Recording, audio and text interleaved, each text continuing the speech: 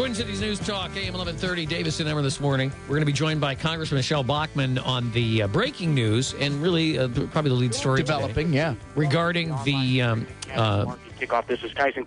Okay, not Bachmann.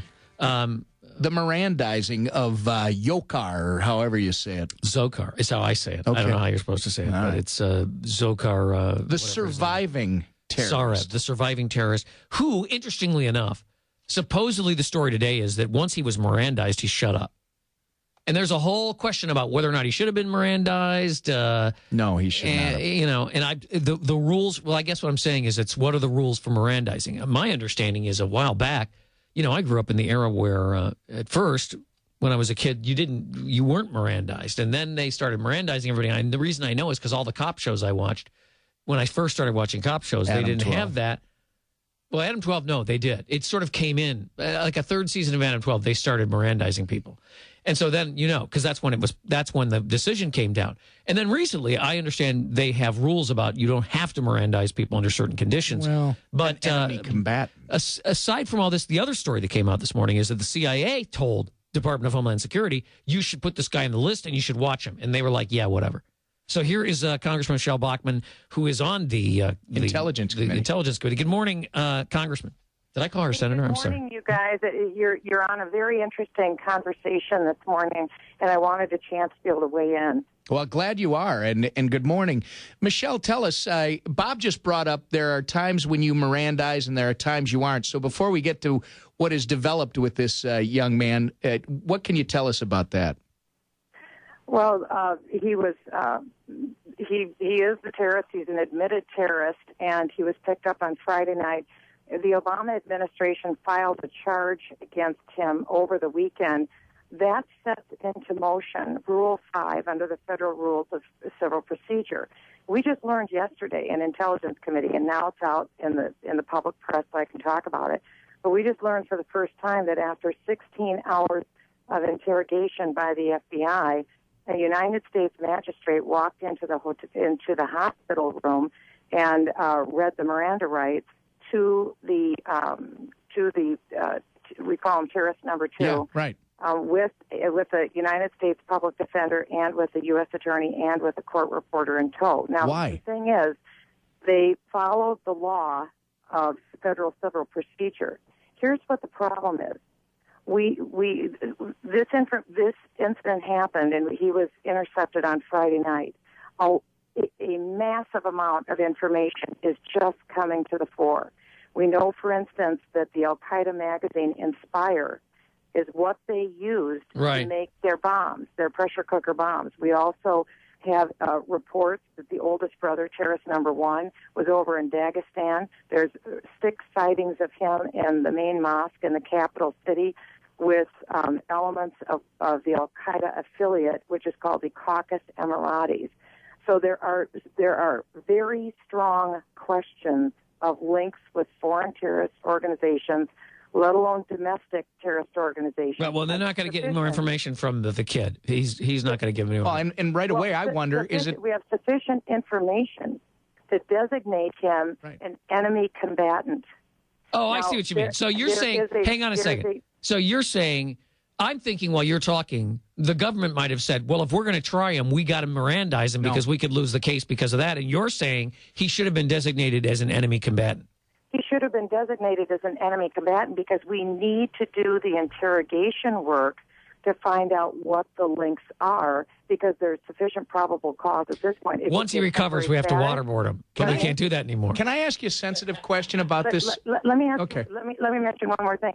I also want to say that I think that the Obama administration misused the public safety exception. That hurts all of our civil liberty rights because the government doesn't have the right to keep someone and question them under the public safety exception. It's only very limited. It's only if they think that there's bombs ticking nearby or something. We're talking about the Patriot Act, they yes? They can't go on and on with this. So I think there's 2 problems. One, they misstated his status, which the president can correct, and I believe he should, and now put him as an enemy combatant. Why won't the case would allow him to do that. Why won't the president do that? Well, You'll have to ask the president. I don't know why he won't. It seems like common sense. If you want to keep people safe, you've got to know what happened. And now that he's been Mirandized and lawyered up, we are never going to find out what happened. And so that's why he needs to be in the status of enemy combatant. Okay. We do that when someone has turned against our country. At that point, the rights level change. Right, and that's the question I want to ask you. Should people be concerned that organizations that would do Americans harm, that are literally, they have cells here in this country, are now using our justice system against us Oh, come on. Of course, a magistrate, a federal magistrate walks into the room with a court reporter. I understand why they did that. They did it because they want to prosecute him in court. I understand. We were all shocked yesterday when we heard this for the first time when the FBI told us this afternoon. We were all shocked in the room. But the federal rule of civil procedure demands that once the Obama administration filed those charges, he was entitled to Mirandize rights. That's the whole point. It isn't the federal judge who walked in there that was wrong. It's the fact that the Department of Justice under the Obama administration filed those charges and did not designate him as an enemy combatant. Right, and that is the only legal way that we could have been interrogating. My sense is this is the direction they want to go. They want to put him through the court system as opposed to, the enemy. Right? You're right, Davis. You're right. They want to put him through the court system. She calls me Davis. And then just realize, too, his lawyer then will have access potentially to classified sensitive information in order to conduct his defense. That's why you do not put terrorists into the U.S. court system, because they have turned against the United States. They should be properly designated enemy combatants, so that we can interrogate them and try them in a military tribunal, because they've turned against the United States. Now, another check. If he hasn't, then he should be put in the criminal justice system. Another tack is this question of the, I don't know if you saw the story that, and I don't know if you can talk about it because you may have covered it in committee, but it's closed. This story this morning that the CIA had warned DHS that they needed to put this guy on a list, and then they made them both citizens. But it is also true, according to reports, that was I believe it was Senator Burr who said that the Russians told the U.S. several times they needed to watch out for these guys, and apparently this was ignored.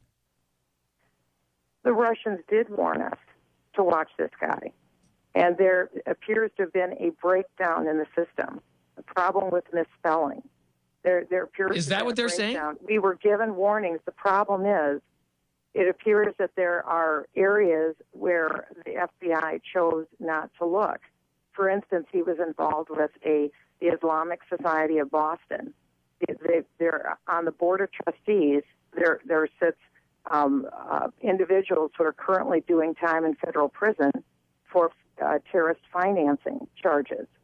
If someone has been radicalized, you need to go to the source of radicalization to determine if he was in fact radicalized there. That wasn't done. There were some big gaps that are missing. What about also the fact that here a 26-year-old who is on welfare is able to leave his family for 6 months and go to Dagestan and then come back 6 months later, and he's missed in that process between Homeland Security and FBI. And also, the CIA has no business doing surveillance on American citizens. That is not what the CIA But that's does. why the CIA told DHS.